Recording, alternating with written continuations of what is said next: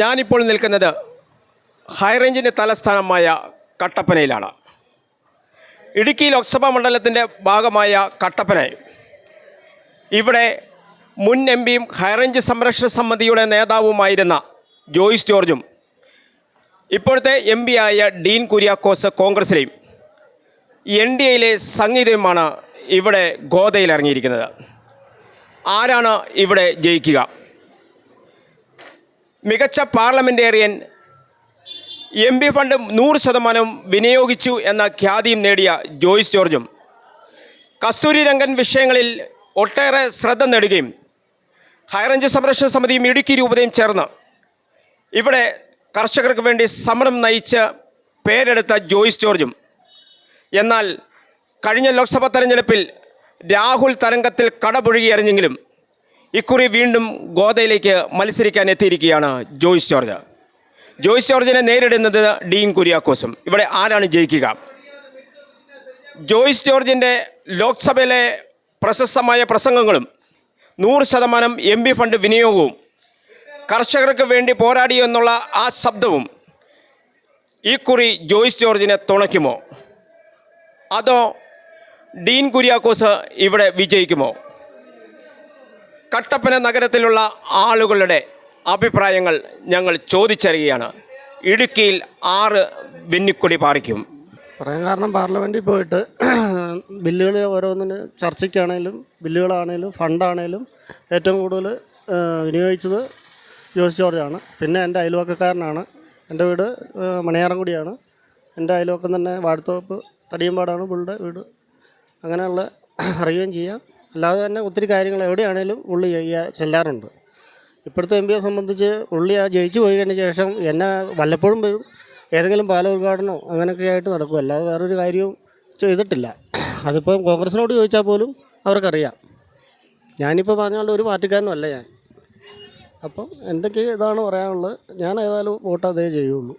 ഇവിടെ ആരായിരിക്കാം ജയിക്കാൻ സാധ്യത? ഇടുക്കിയിൽ ജോയ്സ് ജോർജ് ജയിക്കാനാണ് സാധ്യത. എന്തായിരിക്കാം കാരണം? ഇതിൻ്റെ ഇടുക്കിയുടെ ഒരു ശബ്ദം കേട്ടത് അദ്ദേഹം പാർലമെൻറ്റിൽ പോയപ്പോഴാണ്. അത് കഴിഞ്ഞ് ഡീൻ കുര്യാക്കോസ് പോയി കഴിഞ്ഞ് ഈ ശബ്ദം നമ്മൾ കേട്ടിട്ട്. അപ്പോൾ ഡീൻ കുര്യാക്കോസ് കുറേ കാര്യങ്ങൾ ചെയ്തു എന്ന് അവകാശപ്പെടുന്നുണ്ടല്ലോ. അവകാശങ്ങൾ മാത്രമേ ഉള്ളൂ, നമുക്ക് ജനങ്ങൾക്ക് ബോധ്യപ്പെടണ്ടേ? അങ്ങനെ ബോധ്യം വന്നിട്ടില്ല. പിന്നെ നമ്മുടെ കസ്തൂരി രംഗൻ റിപ്പോർട്ടിലാണേലും ഒരു ഉറച്ച നിലപാടെടുത്ത് അദ്ദേഹം മാത്രമേ ഉള്ളായിരുന്നു. അപ്പോൾ അദ്ദേഹം ജയിക്കണമെന്ന് തന്നെയാണ് എൻ്റെ അഭിപ്രായം. ഒരു ഫോൺ എടുത്ത് വിളിച്ചാലും പോലെ അയാൾ എടുക്കുകയില്ല. നമ്മുടെ ഒരു ആവശ്യങ്ങൾ പറയുമ്പോൾ അയാൾ സ്വിച്ച് ഓഫായി എപ്പോഴും ഏത് സമയത്തും.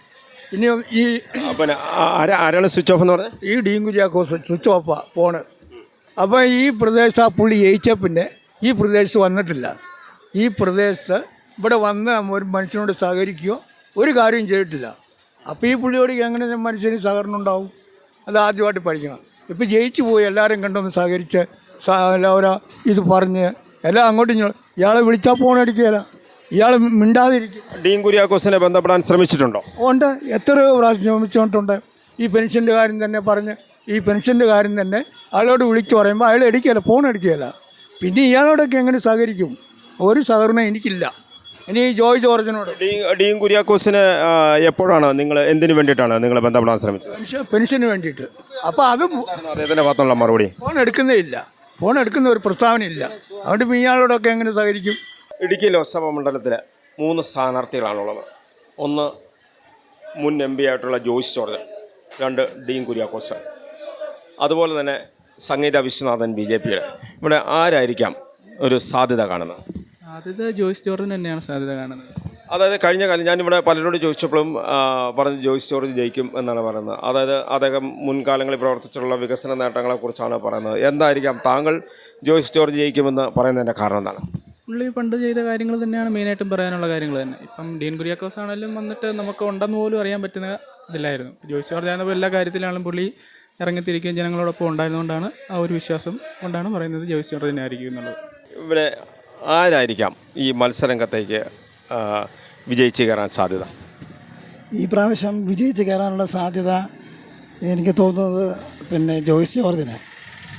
അത് ഇവിടെ പലരോട് ചോദിച്ചപ്പോഴും ജോയ്സ് ജോർജിനാണ് സാധ്യത എന്ന് പറയുന്നു. അതായത് കഴിഞ്ഞ മുൻകാലങ്ങളിലുള്ള വികസന പ്രവർത്തനങ്ങളെക്കുറിച്ച് പലരും എന്നോട് ഇത് പറഞ്ഞിരുന്നു. എന്തായിരിക്കാം താങ്കൾ ഇതിൽ ജോയ്സ് ജോർജ് ജയിക്കുമെന്നുള്ള അഭിപ്രായം പറയാൻ കാരണം എന്താണ്? ജോയ്സ് ജോർജ് ജയിക്കും എന്നുള്ള അഭിപ്രായം പറയാൻ കാരണം എന്ന് വെച്ച് കഴിഞ്ഞാൽ കൂടുതലായിട്ട് ജനങ്ങളുമായിട്ട് ഇടപെടുകയും ഈ കാലഘട്ടങ്ങളിലുള്ളതായ ഈ ഇടുക്കി ജില്ലയുമായി ബന്ധപ്പെട്ട ഒത്തിരി പ്രശ്നങ്ങളുടെ മുമ്പിൽ നിന്ന് പ്രവർത്തിക്കാൻ കഴിവുള്ള ഒരാളാണെന്ന് പൊതുജനങ്ങൾക്ക് ഡീൻ കുര്യാക്കോസിനെക്കാളും കുറച്ചും കൂടെ ബോധ്യപ്പെട്ടിട്ടുണ്ട് അദ്ദേഹത്തിൻ്റെ പ്രവർത്തനം വെച്ച്. അതുകൊണ്ട് അദ്ദേഹത്തിനാണ് ഈ പ്രാവശ്യം സാധ്യത എന്നാണ് എൻ്റെ വ്യക്തിപരമായ അഭിപ്രായം. മൂന്ന് പേരാണ് മത്സരിക്കുക. ഡീൻ കുര്യാക്കോസ് ഉണ്ട്, അതുപോലെ ജോയ്സ് ജോർജ്, സംഗീത വിശ്വനാഥ്. എന്തായിരിക്കാം നിങ്ങളുടെ ഒരു മലയോര കർഷക മേഖലയിൽ ജീവിക്കുന്ന നിങ്ങളെ സംബന്ധിച്ചുള്ള ഒരു അഭിപ്രായം? നമുക്ക് ഇപ്പോൾ ഇവിടെ ജോയ്സ് ജോർജ് ജയിക്കുക എന്നുള്ളതാണ് മലയോര കർഷകരുടെ ആവശ്യം. ഉറപ്പായിട്ടും അദ്ദേഹം ചെയ്യും. എന്തായിരിക്കാം അതിൻ്റെ ജോയ്സ് ജോർജ് ജയിക്കും എന്നുള്ളതിൻ്റെ ഒരു സാധ്യത പറയുന്നതിൻ്റെ കാരണം എന്താണ്? മുന്നേയുള്ള എം പിയുടെ പ്രവർത്തന കുറവുകൾ ഒക്കെ ഇതിനകത്ത് ഈ ഇലക്ഷനിൽ ചർച്ചയായിട്ട് വരും. ഉറപ്പായിട്ടും ജോയ്സ് ജോർജ് തന്നെ ജയിക്കുമെന്നാണ് നമ്മുടെ അഭിപ്രായം. ഇടുക്കിയിൽ നമ്മുടെ ജോയ്സ് ജോർജ് മത്സരിക്കുന്നു, അതുപോലെ ഡീൻ കുര്യാക്കോസ്, അതുപോലെ ബി ജെ പിയുടെ NDA സ്ഥാനാർത്ഥിയായിട്ട് സംഗീത വിശ്വനാഥൻ മത്സരിക്കുന്നു. ഇവരിൽ ആരായിരിക്കാം നിങ്ങൾ ജയിക്കാൻ സാധ്യത? അതേക്കുറിച്ചൊന്നും എനിക്കറിയത്തില്ല. എന്തായിരിക്കാം പൊതുവിൽ ഇപ്പോഴത്തെ ഒരു കാർഷിക മേഖല നേരിടുന്ന പ്രശ്നങ്ങളുമായിട്ട് ബന്ധപ്പെട്ട് ഇപ്പോഴത്തെ MPയുടെ ഭാഗത്ത് എന്തെങ്കിലും സഹായമോ കാര്യങ്ങളോ എന്തെങ്കിലും കിട്ടിയിട്ടുണ്ടോ? ഒന്നുമില്ല, ഞങ്ങൾക്ക് അതിനെക്കുറിച്ചൊന്നും അറിയത്തില്ല. ഞങ്ങൾ കാഞ്ചിയാറ്റി കക്കാട്ടുകടയല്ലേ താമസിക്കുന്നത്, നമുക്ക് അതിനെക്കുറിച്ചൊന്നും അറിയത്തില്ല. ഡീൻ കുര്യാക്കോസിനെ കുറിച്ചും അറിയില്ല? ആരെക്കുറിച്ചും അറിയത്തില്ല. വോട്ട് ചെയ്യാൻ സമയമാകുമ്പോൾ. നിങ്ങൾ ഈ MPയെ കണ്ടിട്ടുണ്ടോ? നിങ്ങൾ ഇടുക്കി MPയെ